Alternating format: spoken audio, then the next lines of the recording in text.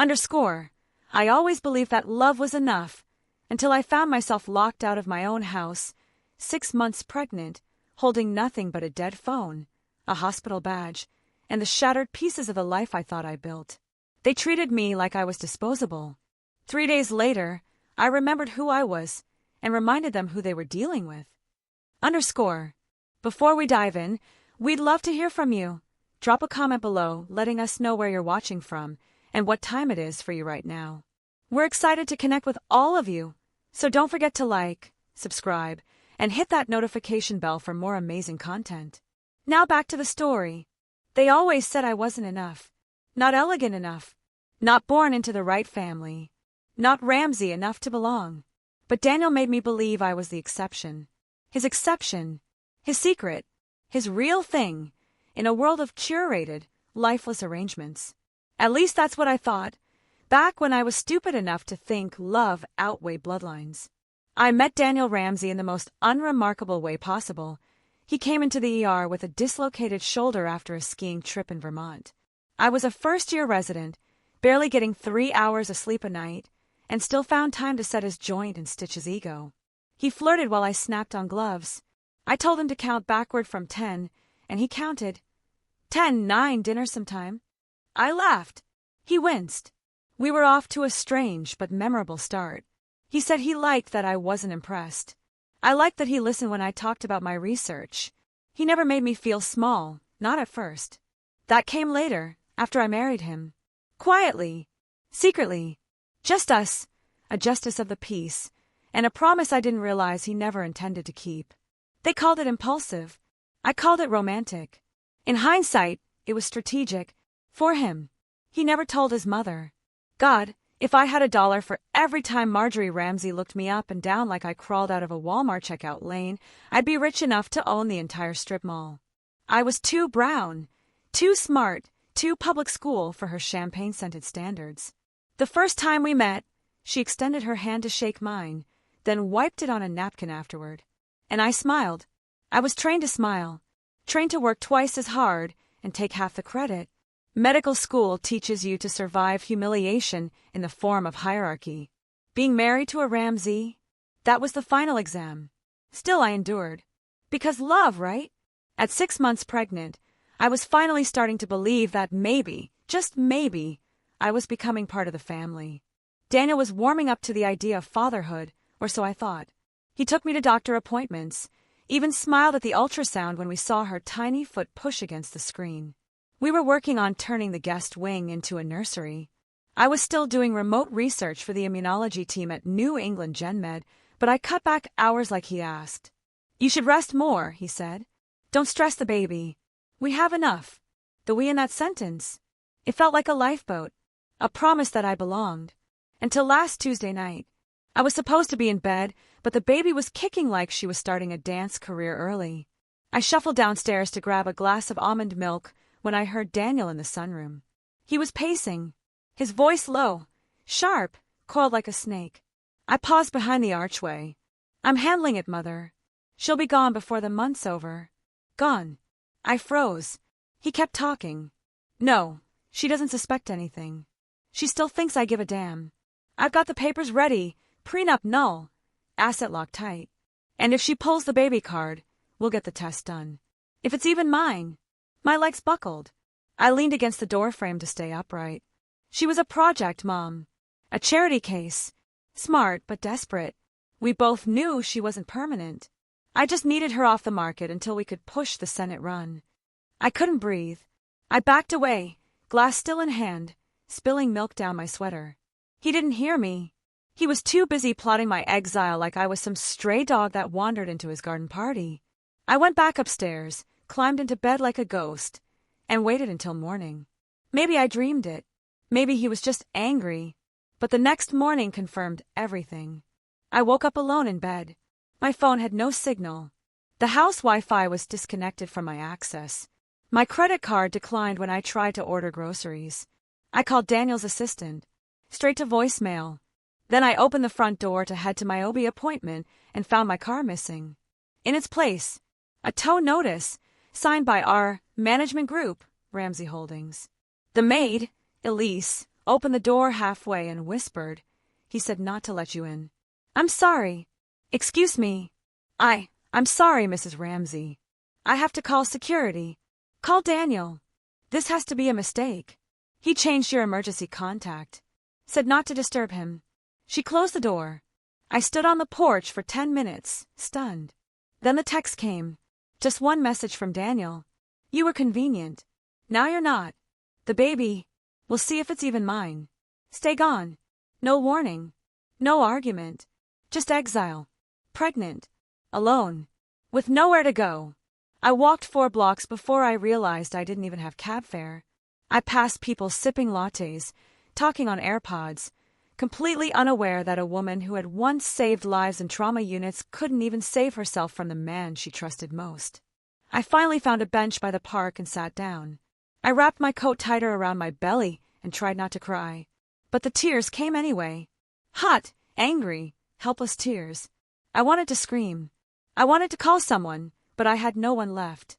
My mother was gone. My father, never in the picture. Friends, all slowly pushed away by the quiet social pressures Daniel wrapped around my life like a chokehold. He isolated me, flattered me, then discarded me like I was a napkin used at a dinner party he didn't want to admit he hosted. I sat there for hours, watching mothers push strollers, joggers pass by, dogs tugging leashes. No one noticed me. And maybe that was the cruelest part, that I had become invisible. But sometime around dusk, something shifted. Maybe it was my daughter's tiny foot kicking against my ribs like a message in Morse code. Maybe it was the memory of my mother's voice telling me, "Never let someone who didn't build you think they can break you." Or maybe I remembered who I was. I wasn't just Naomi Ramsey.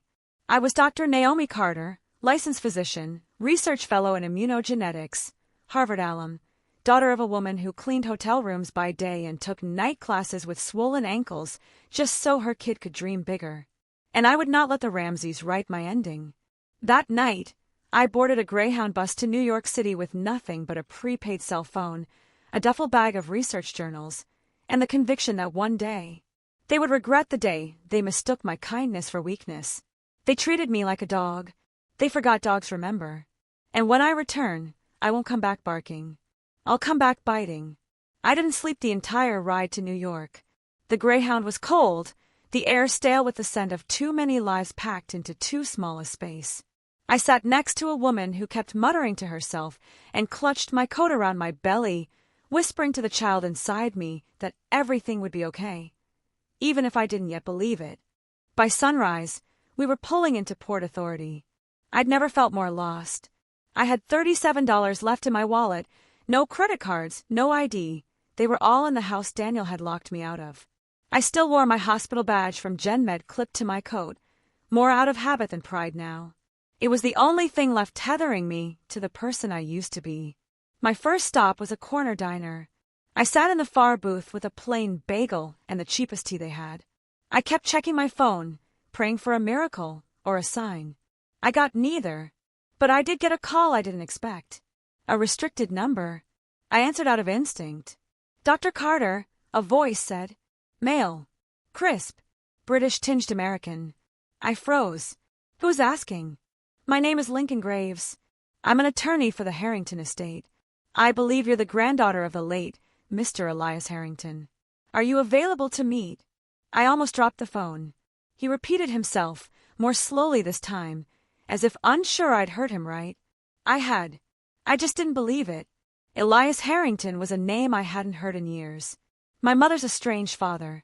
A man I'd never met, never spoken to. According to her, he'd cut her off the moment she got pregnant with me. Said she shamed the family name. She died before he ever reached out again, if he ever meant to. "What is this?" I asked. "Some kind of prank?" "I assure you it's not. Mr. Harrington passed away last week. You are listed as his sole heir. He left very specific instructions for how and when we were to contact you." I didn't speak. My breath lodged somewhere in my chest. "I'll be sending a car," he said. "We can meet at the firm downtown. Noon sharp. Please bring ID if you have it." I hung up and just sat there, stunned. I didn't know if it was real. I didn't know if I could trust any of it. But I knew this. I had nothing left to lose. The office was in Midtown, sleek, polished, the kind of place Daniel's family would have taken pride in. I felt like an intruder walking through its halls, still in the same clothes from yesterday, my eyes hollow from betrayal and travel. Lincoln Graves was waiting. A tall man with careful eyes, dressed in a charcoal suit that probably cost more than my rent used to. "You look like your mother," he said softly. "She was younger the last time I saw her, but the resemblance, it's remarkable. Did you know her?" I asked. "I did. For a time. Your grandfather never stopped thinking about her. He regretted much. He led me into a conference room and handed me a set of documents, so thick they could have doubled as bricks. Your grandfather began tracking your career years ago.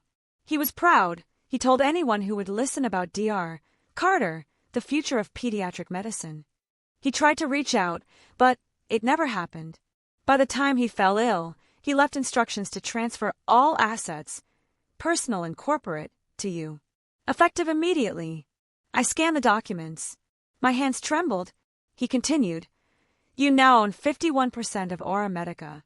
That includes global subsidiaries, patents, research facilities, and the medical fund he started under your mother's name." I nearly choked. "This is insane. It's yours." He handed me a black leather box. Inside, a gold pendant with an inscription on the back in delicate cursive. "For Naomi, when you're ready to take your place." I swallowed hard. My throat burned. Lincoln stood. "There are also several pending partnerships that need your review. The world is watching, Dr. Carter, and I believe you're exactly who they've been waiting for. 3 days. That's all it took to turn my world upside down. 3 days from being thrown out like garbage to owning a billion-dollar medical empire. But I didn't feel triumphant. Not yet. Not until I remembered something Daniel once said. Power doesn't change people, it reveals them. Well, time to let him see me clearly. The next week was a blur. The legal transition was brutal but efficient. I hired private security. I got a new phone, new wardrobe, new apartment. The press didn't know who I was yet, but they would. My face was already being prepped for the Orem Founders tribute issue of Forbes Health. My name was attached to a maternal research breakthrough already shaking up FDA standards. But it wasn't enough. Not until I looked into a mirror and could no longer see the girl who begged a locked mansion door to open. It happened on the night of the gala.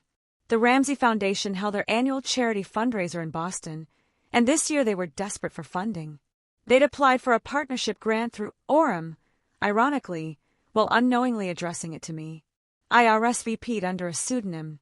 I wanted to see them, face them, one more time. The moment I stepped out of the town car, heads turned. My dress was silk, the color of wildfire. My hair was swept up, makeup sharp and unforgiving. I wore a diamond cuff I'd found in one of my grandfather's safes. The baby bump under my dress was unmistakable and deliberate. A photographer took my picture. "Who are you wearing?" he asked. "Vengeance," I murmured. I walked into that ballroom like I owned it. Because I did. Daniel spotted me from across the room. His face drained of color. His glass slipped from his hand and shattered. Marjorie turned next, her lips tightening into that familiar line of disdain. Only now it trembled. I smiled sweetly, walked up to them as if I were greeting old friends.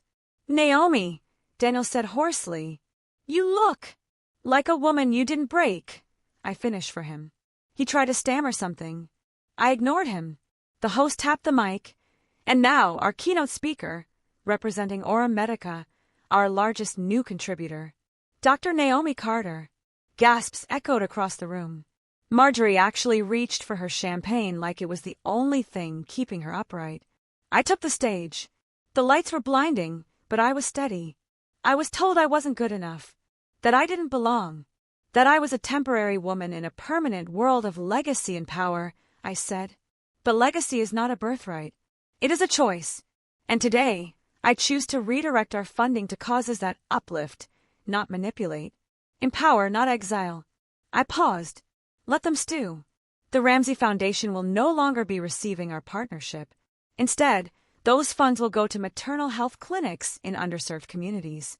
To the women who were never told they could be more. I didn't look at them when I walked off stage. Later that night, Daniel found me by the garden terrace. His voice shook. "Naomi, I made a mistake. A huge one. I was scared. My mother, she twisted things. I never stopped loving you. I looked at him. Really looked at him. Pale, sweating. Not the man who once made me feel like the sun rose in my smile. Just a coward. A polished, privileged coward. I stepped closer, close enough that he thought, for a moment, that I might forgive him. I'm naming her Hope, I said softly. Not because I have any left for you, but because she deserves a world where men like you don't win. I turned to walk away. He grabbed my arm. Naomi, please. I pulled it free. She'll know what you did. One day. And she'll be proud her mother didn't kneel to people like you. I left him there, shaking, alone, exactly how he left me. Only difference. He had everything when I walked away, and I had everything when I did. I didn't sleep the night after the gala. Even in the penthouse suite overlooking the Manhattan skyline, with silk sheets and the low hum of classical music from the smart speakers, my eyes stayed wide open. The ghost of that ballroom still clung to me, Daniel's voice, trembling with panic. Marjorie's face, twisted with rage and disbelief. The way the applause had crashed over me like a wave. I should have felt powerful, vengeful, triumphant. But something wasn't sitting right. There's a silence that comes after the storm, a stillness where you start to realize that destruction doesn't always bring peace. Sometimes it leaves a vacuum. I rubbed my belly in the dark, whispering to Hope. I did it, baby girl. I made them choke on their own pride. And we're just getting started. My phone buzzed on the nightstand. I reached over, expecting another media request or a congratulatory message from Lincoln. Instead, it was a security alert from the office building downtown, or Medica's main research facility. There'd been a break-in. Not a robbery, nothing stolen. But someone had deliberately hacked into our lab system and destroyed several terabytes of clinical trial data. Files corrupted, servers overheated. Millions in research gone. I called Lincoln immediately. It was targeted, he said. Only your projects. Your immunotherapy fund. The maternal fetal data. Everything that bore your digital signature. My mouth went dry. Who? I asked. We're investigating. But, Naomi, whoever did this knew exactly where to hit. I didn't say what I was thinking. I didn't need to. Because there were only two people on Earth who had both the access and the malice to try something like this. Daniel and Marjorie Ramsey. I went into lockdown. Moved to a secure residence in the Upper East Side under a different name. My phone was scrubbed. My email rerouted. Lincoln brought in a digital forensics team from Switzerland, and I hired 2 former NSA analysts to comb through every angle. I didn't cry. I didn't rant. I planned. Because now it wasn't just about betrayal. It wasn't about being humiliated or left on a sidewalk while 6 months pregnant. Now they were trying to erase my work, my name, my legacy, and I wouldn't let them. Days passed. The press caught wind of the attack, but I kept quiet. I let rumors swirl. Was it corporate espionage? A disgruntled employee? Maybe a competitor? The Ramseys stayed silent. Too silent. Then, the smoking gun came through. One of our cybersecurity engineers flagged a backdoor file in the server logs, coded through an obscure Boston-based hosting service. It traced directly to a dummy company.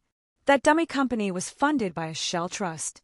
The trust was owned by Marjorie Ramsey. When I saw the paper trail, something inside me shifted. It was like my heart stopped being an organ and became a weapon. I had given them mercy.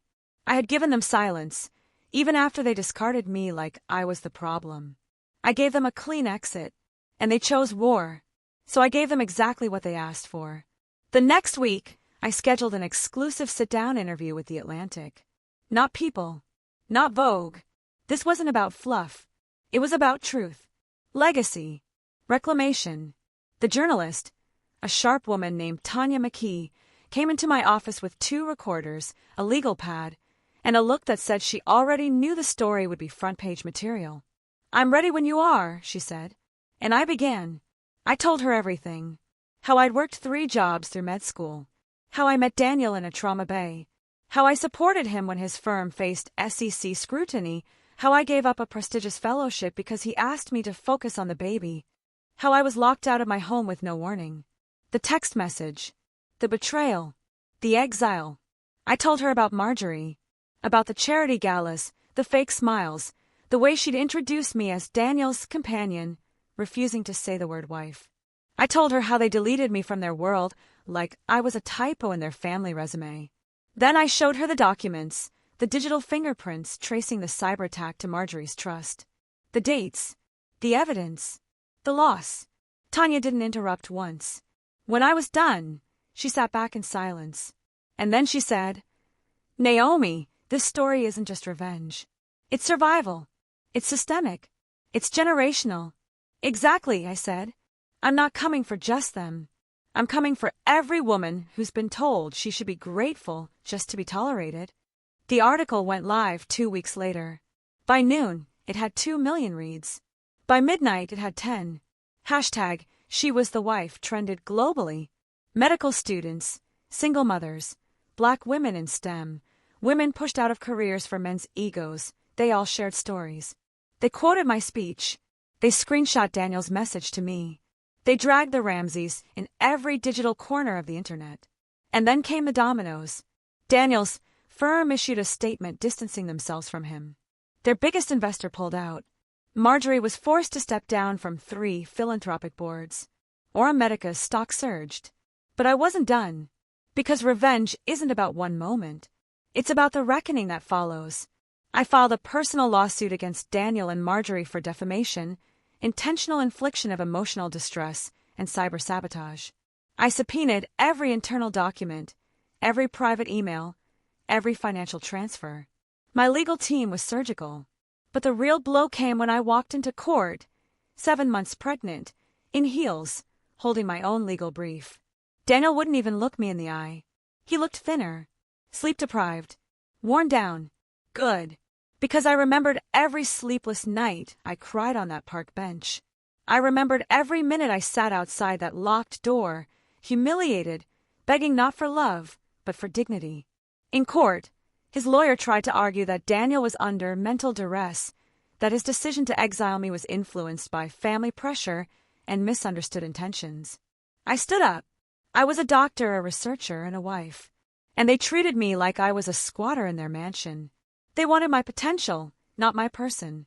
And when I became inconvenient, they discarded me like I was a broken toy. I turned to the judge. But I'm not broken. I'm just getting started. The judge ruled in my favor.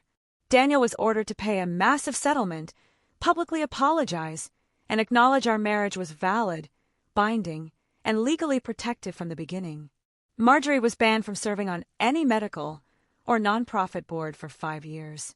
The final straw, Aura Medica bought out the Ramseys' private hospital chain. Every clinic, every building, every plaque that bore their name, replaced with mine. I walked through one of them the following month, holding baby Hope in my arms. She had my mother's eyes and Daniel's mouth, but none of his lies. I stood in the new neonatal wing. On the wall, a fresh bronze plaque read, "The Naomi Carter Center for Women's Health and Equity," and underneath it, in smaller letters, "To the women who refuse to stay small." Hope cooed in my arms. I kissed her forehead and whispered, "You'll never have to ask for your place in the world, baby girl. You were born to own it." And finally, I felt peace. Not because I destroyed the people who tried to destroy me, but because I remembered something vital. I never needed their world. I just needed to build my own. And now it was mine. Every square inch. And no one, not Daniel, not Marjorie, not anyone, would ever take it from me again. Hope was 3 months old when the first death threat came. Typed. Clean. No spelling errors. Sent to the Foundation's mailing address. "You took everything from the wrong people," it read. "Keep running your mouth and see what happens next." I read it at my desk, one hand on my daughter's baby monitor, the other gripping the paper so tightly it crumpled. I wasn't surprised. No, this wasn't new. Women like me, black, brilliant, and loud, always paid a tax for daring to win. But this wasn't just noise. The note came with photos. One of me walking out of court, one of Hope in the backseat of my car. That's when I stopped pretending this was just a story of revenge. This was a war. Lincoln moved quickly. We hired ex-military protection, 2 full-time bodyguards, plus a rotating security team for Hope's caregivers. My apartment building installed biometric locks. My driver carried a weapon. I learned the art of staying visible and invisible at once, always present, never predictable. The police weren't much help. They logged the threat and told me to stay aware. The FBI asked a few questions, ran a trace, came up empty. I didn't wait for them to solve anything. I already knew who sent the threat. Not Daniel. He didn't have the guts. But someone in the orbit of the Ramseys. Maybe one of the old board members who lost their prestige when I took control. Maybe an investor angry at how I gutted the network of shady partnerships they'd spent decades cultivating. Because I hadn't just embarrassed them. I had uprooted their empire and made damn sure everyone knew it. The death threat made headlines. I didn't hide it. I walked into the Daily Brief live interview with the letter in my hand and read it aloud on national television. "This is the cost of power," I said, looking directly into the camera. "I won't be silent, and I won't disappear. Not when I've spent my life proving I belonged in rooms people tried to keep me out of." The media spun it as bravery. They used words like grit and resilience. But I wasn't interested in praise. I was interested in legacy. Hope's legacy. And the thousands of women who reached out after that interview, mothers, wives, daughters, immigrants, med students, survivors, they deserved more than my survival story. They deserved protection, blueprint, power. So I built something bigger. The Harrington Institute for Women in Medicine opened 6 months later.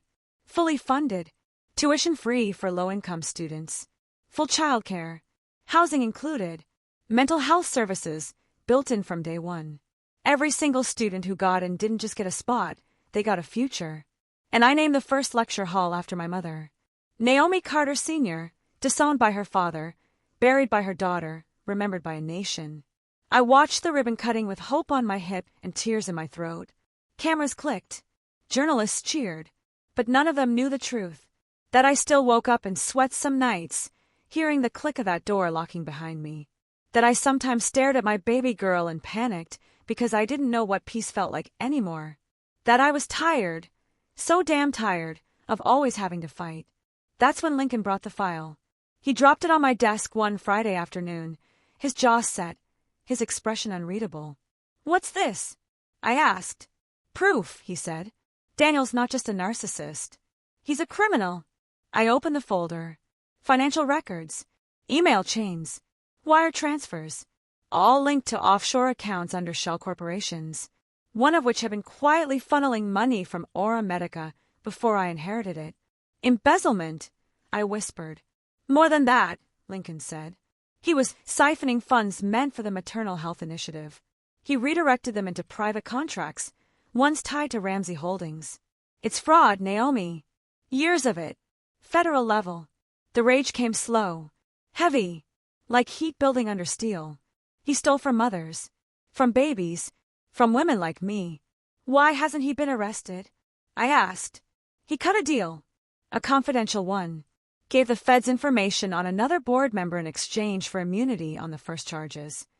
I closed the file. "Then we make it public." Lincoln hesitated. "If you do this, Naomi, it won't be clean. He'll come at you with everything.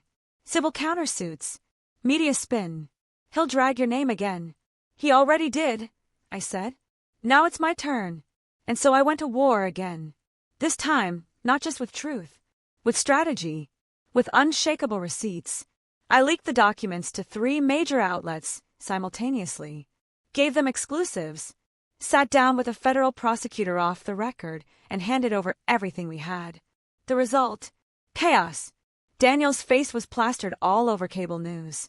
Former legal partner tied to fraud scheme in women's health funds. The irony didn't miss me.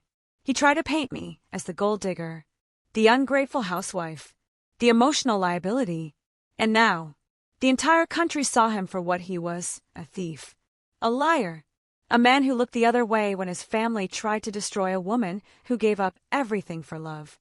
Marjorie was pulled into it too. Investigators traced at least one of the dummy corporations to a firm she sat on as a silent partner. Suddenly, boardrooms that used to fawn over her were slamming their doors shut. One of her oldest friends, a senator's wife, publicly disavowed her. When I got the letter confirming Daniel's legal license had been revoked and that he was under federal investigation for fraud, I didn't smile. I just exhaled. It was done. I had burned the empire that tried to bury me. 1 year after I was thrown out of that house, I stood on the TED stage in Vancouver. My dress was white, clean, armor and promise. Hope was backstage with her nanny, sleeping peacefully. And when I opened my talk, I didn't begin with data. I began with fire. 1 year ago, I was pregnant, homeless and alone. Not because I was weak, but because I trusted the wrong man to protect the right woman. The room held its breath. I was told to disappear. I was told I'd be nothing without them. But women like me, we don't vanish. We rise, and we build higher than anyone imagined possible. The crowd roared, and I felt it, finally. Not just revenge. Victory. After the talk, I walked off stage and saw her. Marjorie. In the audience. Her once golden hair limp at her shoulders. No entourage. No pearls. Just her alone. Our eyes locked. I didn't look away. She stood. Walked toward me. Her heels echoed like punctuation marks across the floor. She stopped 2 feet away and whispered, "You destroyed my family." I didn't flinch. "You did that all on your own," I replied. "I just showed the world." Her lip trembled. "I hope it was worth it," she spat. I smiled, then leaned in and whispered, "Every second." She turned and walked away. And this time, I was the one watching her disappear. That night, I rocked Hope to sleep, the city lights glittering below. We had survived. No, we had rewritten the story. Not just ours, but for every woman told she was too much, too loud, too ambitious, too complicated, too black, too smart, too powerful. And when my daughter grows up and asks what made her mother fight so hard, I'll show her the scars. But I'll also show her the empire. And I'll tell her, they tried to silence me, but I made the world listen. And the world did, because I earned it. Every piece, every step, every flame, every crown, even the broken ones, especially the broken ones. Because from them, I built something unshakable. And I called it hope. If this story lit a fire in you, don't let it burn out. Like if you've ever been underestimated. Comment if you've had to rebuild from betrayal. Share this with someone who needs to be reminded. You don't have to stay small. And subscribe for more stories where karma doesn't wait quietly, and neither do we. Because every woman who's ever been told to sit down has a throne waiting. Your story's not over. It's just getting started.